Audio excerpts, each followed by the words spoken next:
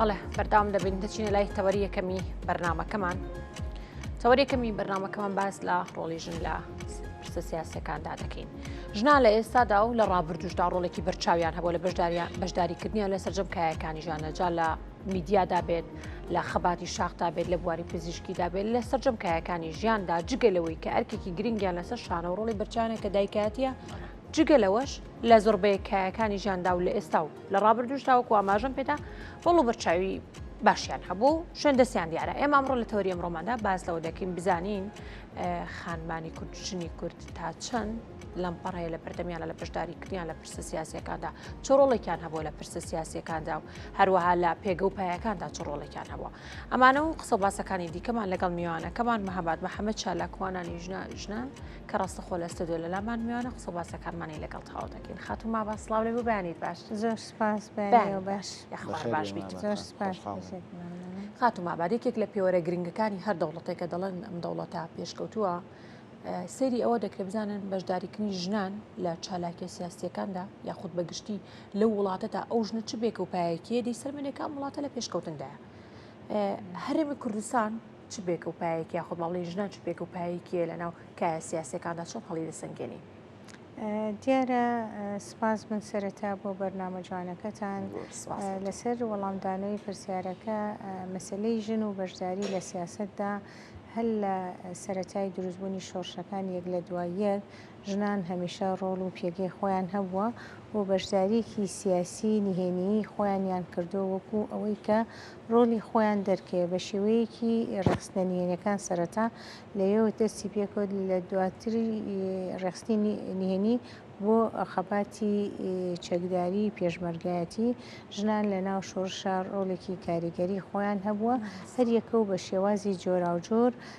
توانیەتی دەوری خۆی ببینێ و ئێمە وەکو ڕێکخراوی یەکێتی ژنانی کوردستان دیارە لە سەرەتای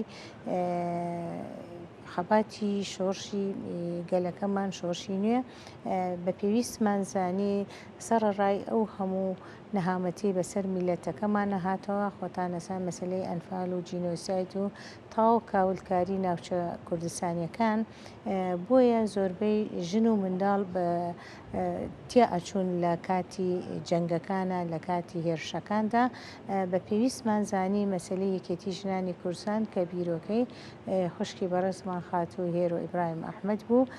ئێمەش لەو کاتەدا بە زەڕۆژمان زانی کە ڕۆلی خۆمان بتوانین دەور ببین لە دروستبوونی ئەو ڕێکخراوە کە یەکەمیان بۆ داکۆکردن لە مافەکانی ژنان بوو دووهەمیشیان داکۆکردن لە پرسە نەتەوەیی گەلی کوردستان بوو خۆتان نەزانین لەو کاتە ئەو دوو خاڵە زۆر گرنگ بوو کە ئێمە ژنان کاری لەسەر بکەین لە دوای ڕاپەڕێنی شەوە کە هاتینەوە بە پێویستمان زانی ئەو مادە قانونیانەی کە خۆتان نەزان لە قانونی ئەحوال شەخسیە کە ئێمە چۆن بتوانین لە ناو پەرلەمانی هەم کوردستان هەم لە پەرلەمانی عێراقا بە شێوەی پرۆژە بتوانین ئەو یاسایە هەموار بکەینەوە بۆ ئەوەی گۆڕانکاری لە تەواوی مافەکانی ژنان کاری جدی لەسەر بکەین تەبەن ئەمە بە شێوەی پرۆژە ئەو پرۆژانش وا ئاسان نەبوو پێویستی بەو بوو کۆدەنگی تەواوی ڕێکخراوەکانی ژنانی لەسەر بێ و یەکێتی ژنانی کوردستان هەمیشە دەست پێشخەر بووە توانی لەو ڕێگایەوە تۆڕێکی هاوبەشی ناوەندی گشتی دروست بکە بۆ ئەوەی ژنان خۆتەزانی مەسلەی ژن داواکاریەکانمان هەمووی بە شێوەیەکی تەبایی بتوانین هەڵوێستەکانمان بۆ ئەوەی جێ خۆی بکاتەوە لە پەرلەمانی کوردستان بە پرۆژە خۆشبەختانە بڵین لە سەردەمی ڕەحمەتی جەنابی مام جەلال کاتێکە سەرۆکی هەرێم بوو توانی دوو مادەی ئەساسی بۆ مەسلەی ژن دەستەبەرکە یەکێکیان مەسلەی کوشتنی ژن بوو کە بەناحەق بە هەر پاساوێک بێ پێویستە سزای تەواوەتی خۆی وەرگێ دووهەمیشیان یاسایەکی تر بوو کە دەرحەق بەوە بوو کە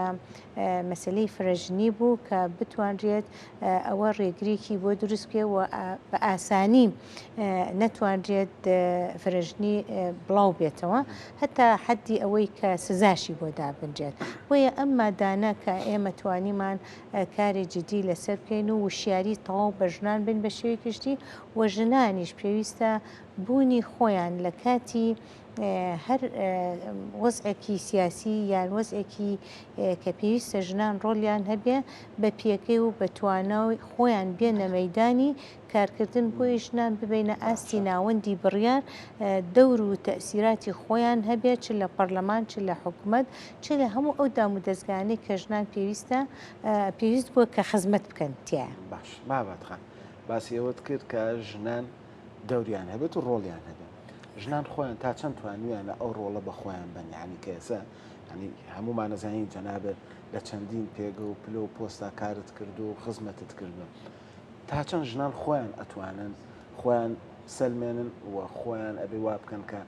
هەر بەرپرسیارەتێکیان ئەدرێتێ هەنی لەم سنوورە بینی بۆ خانمان ئازادەیەکی باشەیە و پشگیریەکی باشەیە کە ئەتوانن کاری خۆیان توانای خۆیان ڕۆڵی خۆیان ببینن. ژنان خۆیان تا چەند ئەمەیان کردێت تا چەند توانویانە ئەم ڕۆڵی خۆیان سەرپێنن و ئیسپاتی بکەن کە ئەمە ژنێکە و بەتوانە و ئەتوانێت خزمەت بکە. زۆر ڕاستە مەسلەی ژن پێش هەموو شتێ بێ خۆی بڕوای بە خۆی هەبێ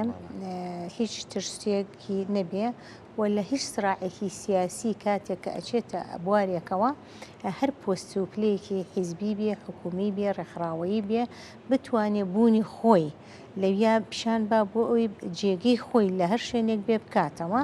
خۆشببختانە ئەبینین ئێمە ژمارەیەکی زۆر لە ژنان لە حیزبە سیاسیەکان و لە ناو یەکێتی نیشتیمانی کوردستان بە شێوەیەکی گشتی ئەبینین تا ئاسی مەکتەبی سیاسی و دەستەی کارگێڕی ژنمان هەیە و لە ئاستی بەڵێ ئێمە بەڵێن ئەوە ئێستا ئێمە لە هەر پێش ئەویش ئێمە چەند خوشکێکی کەمان هەبووە خوشکی بەڕێزمان بێریڤان خان شەمام شەوقی ئەمانە دوو خاتونن کە لە سەفارەتە ئیشیان کردووە ینی ئەتوانە بڵێم لە هەموو سلکە سیاسیەکانە لە دیبلۆماتە کە توانیوانە لە بەغدا لە ئاستی نێودەوڵەتیە گیان خوێنەوە لە ناو کوردستانیشە لە پەرلەمان لە دام و دەستگا وەزیرمانەوە ئێوە خۆتان نەزانن ژن گەشتە تا ئاستی سەرۆکی پەرلەمان کە دکتۆرە ڕێواز کە توانی زۆر بە سەرکەوتی ئەو ئاستە ببڕێ لە هەمان کاتیشە ئەبینیم ژنان لە تەواوی ڕێکخراوەکان لە تەواوی وەزارەتەکان بوونی هەیە تەنانەت لە سلکی سەربازیە ژنان ئەبینین هەمووی هەیە مەسەڵەن لە بەڕێوەبەرایەتی هاتوچووە لە بەڕێوەبەرایەتی ناوخۆوە لە ئاساییشە لە شوێن نییە کە ئێمە ئەمانە لە سەرەتا تا تەبعەن ئەوە بە ئاسانی نەکراوە دیارە ئێمە خەباتمان کردووە لە بۆ نمونە هێزی پێشمەرگەی ژنانمان دروست کرد لەوەوە توانیمان داوا لە حکوومەت ئەو کاتە کە سەرۆکایەتی حکوومەت ئەتوانین بڵێن لە کاتی کاکۆسرەتا بوو لە کاتی یەک لە دوای یەکی حکوومەتا بوو کە توانیمان داوایان لێ بکەین لە ڕێگەی وەزارەتی ناوخۆ کە ژنان ئەبێ لە سلکی سەربازی و لە کۆلیجەکاندا وەربگرێن ئەبینین لێشاوێک ژنانی پلەدارمان هەیە لەواتە ئەنی ژن لە پێکێکی گرنگی تاو ئێمە توانیمانە ژنان بچینە هەموو ئاستەکانەوە وەڕۆلی خۆی بۆیە هەمیشە ئێمە ژنان وا ئەبینینەوە کە توانیویانە بەڕاستی بە دڵسۆزانە و بیرمان نەچێت کە ژن دایکیشە زۆر باشتر و زۆر بە وەفاتر و زۆر بە گەرموکردتر و جدی زۆر لە ناخی ژنە چەسپیوە بۆیە ئێمە ژنانمان ئەتوانین بڵێن ئازایانە هاتوونەتە مەیدانی خەباتەوە. خاتوو مابات سەرێکی ئینگلیزیە ڤێرجینیا لە کتێبێکی ژوورێک بۆ خۆت باز لەوە کاڵێ ئەگەر شکسپیر خوشکێکی هەبووە بە ئەندازەی خۆشی زیرەک بووە لێ هاتوو بووە هێشتا نەئەگەشتەوە بە شکسپیر لەو سەردەمەدا لەبەر ئەوەی کە کۆمەلگا ڕێگر بووە لەوەی کە ئەو بتوانێت تواناکانی خۆی وەکو ئەو دەرخات. کۆمەلگای ئێمە لە 4 ساڵانی ڕابردوودا تا چەند لەمپەڕەکانی بەزاردە بووی کە ژنان بتوانن بەشداری سیاسەت بکەن کللتور خێزانەکان کۆمەلگا بە گشتی خۆی تا چەند لە ئێستاە جیاوازیە لە 4 ساڵانی ڕابردا بووی خانمان بەشداری بکەن لە پرسە سیاسیەکاندا. ئەم پرسی جەنابە زۆر تاوە سەرەتای دەستپێکردنی هەموو هەنگاوێک کە بینی ئاسان نییە. قورسە دەبێت لە پێناویدا بجەنگی ئەو جەنگانە کەوتۆتە سەر ئیرادە و هێزی ژنان بە تایبەتی کە چەند بتوانن متمانە و بڕوایان بەخۆیان نەبێ چکە ژن ئەگەر بڕوای بەخۆی نەبێ ناتوانێت لە هەموو بوارێکا سەرکەوتن بەدەست بێنێ بۆیە ئەمە خاڵێکی جەوهریە پێویستە ئێمە ڕەچاوی بکەین و کردوشمانە و خۆشببختانە ئێمە بووینەتە مەجموعەیەک هەل لە سەرەتاوە تا ژنان بتوانن ئەو ئاستەنگیانی لە بەردەم ژنانە هەبووە تیان پەڕێنین و خۆشببختانە هەمووشیمان تێپەڕانوە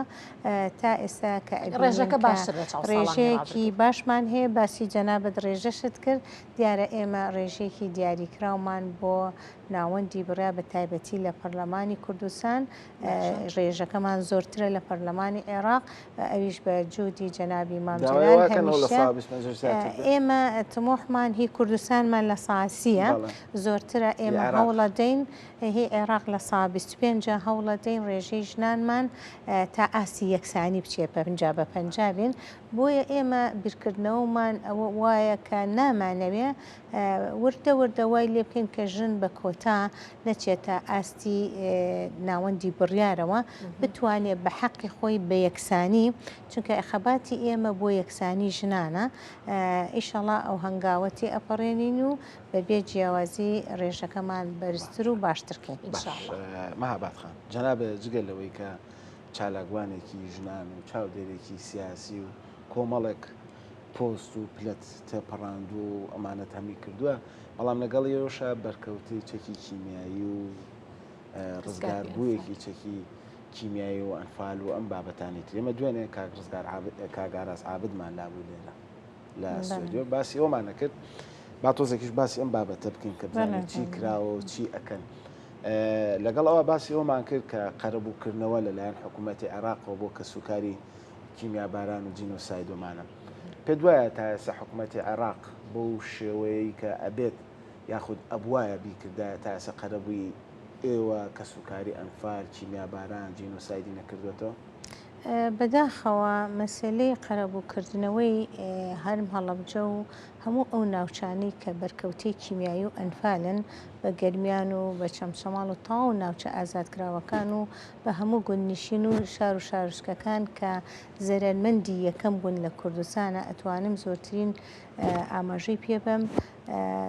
حکوومەتی عێراق ئێمە خۆتانەزانین بە پێی پەرلەمانی عێراق و دادگای فیدرالی دانی بەوە داناوە کە جینۆسایتی کورت کراوە مادەم دانی پێناوە کەواتە حکوومەتی عێراقی پێویستە ئەم مادەیە جێبەجێ بکە و کاری لەسەر بکە مەسلەی تەعویزە مەزەلەی هەموو ئەو کاولکاریانەیە کە لە ڕووی ئاوەدانیەوە ئەبێ حکوومەتی عێراقی ئیشی جدی لەسەر بکە بەڵام لەبەر ئەوەی کەم تەرخەم بووە حکوومەتی عێراقی ئەم یاسایی جێبەجێ نەکردووە لە کاتێکا تۆ پەرلەمانەکەی عێراق و دادگای فیدرالی دانی بە جینۆسایدی کورد ناوە مەسلەی ئەنفال و کیمیابارانە ئەمە بە ئیسپاتی هەیە و قەراری لێسراوت و خراویشەتە دەنگەوە ناکرێ حکوومەتی عێراقی لەم مەجای تەعویزی ئەو ناوچانەی بەرکەوتەی کیمیایی و ئەنفالن تا ئیسا بەداخەوە جێبەجێ نەکرۆ کە ئێمە مادێکی دەستوری عێراقیمان هەیە کە مادەی 35 ئەخۆ کارەکەی چێکە تا ئێستا یعنی عێراق ئامادەیە تەعویزی کۆی دەکاتەوە ساڵانە پارێکی چاکەیان بکرد ئێستا دەنگۆی ئەوەشەیە کە تەعویزی ئێرانیش بکاتەوە یعنی شەڕی ئێران و عێراق ئەی بۆ ئامادە نییە کە شارێکی خۆی خەڵکی خۆی و هاوڵاتی خۆیەتی بۆ کارەکەی بۆ چیە گەڕێنی تۆ جەنابە کە هەم خۆت خەڵکی هەڵەبجێ هەم بەرکەوتەیەکی ڕزگاربوویەکی ئەوەی کەجا ینی جەنابە ئاگاداریت من نەزانم کە جەنابی سەرۆک کۆمار و خانمیەکەمی عێراق هاتن بۆ هەڵەبجە جەنابە لە پێشەوە لەگەڵ یان نابوویت و ئاگاداری وردەکاری هەموو شتێکی هۆکارەکەی چییە کە ئەنجومەنی وەزیرانی عێراق ئەم بڕیارە نایە پەرلەمانی عێراق ئەم بڕیارە نایە دیارە هۆکارەکەی ئەگەڕێتەوە بۆ ئەوەی کە ئەوان ئەگەر ئەوە بکەن ئەو کاتە خۆتەزانی هەر نەتەوەیەک جینۆساید بکرێ و ئەوان تەعویزی ئەوە بکەنەوە ئەبێتە مایی ئەوەی کە خۆتان نەزان لە جارنامەی جیهانی مافی مرۆڤی هاتووە هەر میلەتێک کە جینۆساید کرابێت حەقی مافی جاری خۆنووسینی خۆی هەیە. دیارە ڕێگریەکان هەر لە ئاستی حکوومەتی عێراقی و ناوچەکە و ڕەنگە کاریگەری دەرودراوسێشمان هەبێت لەسەر ئەو مەسەلانە هۆکارەکەی من ئەگەڕێمەوە بۆ ئەوە بەڵام ئێمەی کورد بە تایبەتی لە پەرلەمانی عێراقا دەبێ پێویستە هەنگاوەکانمان بەو ئاراستە بێ و بۆ ئەم هەڵبژاردنەی داهاتوو جەخت لەسەر ئەو مەسلەیە بکەینەوە کە چۆن بتوانین ئەم مادە دەستوریە کە هەمانە و خێر نییە پێمان ئەکەن پێویستە بچێتە بواری جێبەجێکردنەوە چ لە ڕووی تەعویزەوە چ لە ڕووی ئاوەدانکردنەوە لە هەمان کاتدا کە بەدەر لەوەی کە ئەو مەسلەیە هەیە پێویستە ئێمە کار لەسەر خاڵێکی جەوهەری تر هەیە کە پێویستە ئێمە ئیشی لەسەر بکەین مەسلەی بژانەوەی ئابووریە. بژانەوەی ئابووری بکەڕێتەوە بۆ ئەو ناوچانە و لە ڕووی بازرگانیەوە بە تایبەتی ئێمە پێویستە خاڵێک کە زۆر مهمە داوا لە حکوومەتی عێراقی بکەین و جیشیشی لەسەر بکەین کە کردنەوەی دەواازەیەکی گومرگی ڕسمی لەلایەن حکوومەتی عێراقیەوە تاکو بتوانین خەڵکی هەڵەبجە و خەڵکی ئەو ناوچانەی بەرکەوتەی ئەنفال و کیمیاین بتوانن عفوو بکرێن لە باش بۆی بتوانن لە ڕووی بازرگانیەوە مستەفید بن. ئەمە شتێکی قانونیە پێم وایە لەسەر ئاسی نێودەوڵەتیشە ئەمە کراوە. کاتکەمما جەنابەت هەڵەبجەیت ئەم ساڵەوە بوو هەڵەبجە بوو بە پارێزگار و خاتونێ خانمێکیش لێ پارێزگاری هەڵەبجەیە لە ڕیزی پێشەوە لە پێشوازی جەنابی سەرۆکۆمار و خانمی یەکەمی عێراقا لێبووی هیچ بەڵێنێکتان وەرگرتووە کە خزمەتی زیاتری هەڵەبجە بکرێت؟ ئەو بەڵێنانەی کە وەرگیراوە هەمیشە ئێمە وەک هەڵەبجەیەکان و هەم وەکو بەرکەوتە و ئەنفالیش هەمیشە جەختمان لەسەر ئەوە کردوێتەوە هەر لە بڵین جەنابی مامجەلال کە کاتێکە سەرۆک کۆماری عێراقەوە جەنابی کاک دکتۆر لەتیف تەبعاً ڕوبەڕووی ئەو داواکاریانە بووینەتەوە کە مەسەلەی بژانەوە لە ڕووی ئابووری بە تایبەتی مەسلەی وەکو باسم کردی بازرگانی کشت و کاڵی و ئاودێری منطقەکە زۆر پێویستە لە ڕووی کەرتی کشتی و تایبەتیشە و پیشەسازیش لە هەمان کاتەوە بژانەوەی ئاودانکردنەوە لە ڕووی گەشت و گوزارە چکە ئەو منطقە ناوچەیەکی گەشت و گوزارە هەورامان هەیە بە تایبەتی شوێنەواری زۆر جوانی کەلتوری زۆر جوان هەیە هەتا منطقەی نەورۆلی مان هەیە کە منطقەیەکی سیاحی جوانە کە ئەمانە لە ئاستی عێراقا بەڵێ خانمان و تەبەن ئەوە پێگەیەکی باڵامان هەیە هەمیشە ئەو منطقە ناوچەیەک بووە کە بوونی ژن هەل لە سەرەتای مێژوویەکی تەواوی هەیە لەسەر مەسلەی ژن بۆیە ئێمە ژنانیشمانیسە خۆشبەختانە زۆربەی بەڕێوەبەرایەتیەکان لە هەڵەبجە هەمووی ژن ئەی با بەڕێوە و هەتا بەڕێوەبەرایەتی گەشت و گوزاریشمان ژنە بۆیە ئەمە خاڵێکی ئەساسی بۆ ئێمە کە داوامان کرد ناوچەیەکی گەشتیاریە پێویستە گرنگی پێ بدرێ لە هەمان کاتە ئێمە نەخۆشخانەمان هەیە لەو شارە کە نەخۆشخانەی بەرکەوتەی کیمیاین داوامان کردووە کە ئەم نەخۆشخانە زۆربەی ئەو جیهازانی کەتیانە پێویستە بۆی دابین بکرێت. خاتون مەهابات محەممەد یا مەهابات هەڵەبجەی زۆر زۆر سپاس ئەم بەیانەکە لەگەڵمان بووی خۆشحاڵ بوو.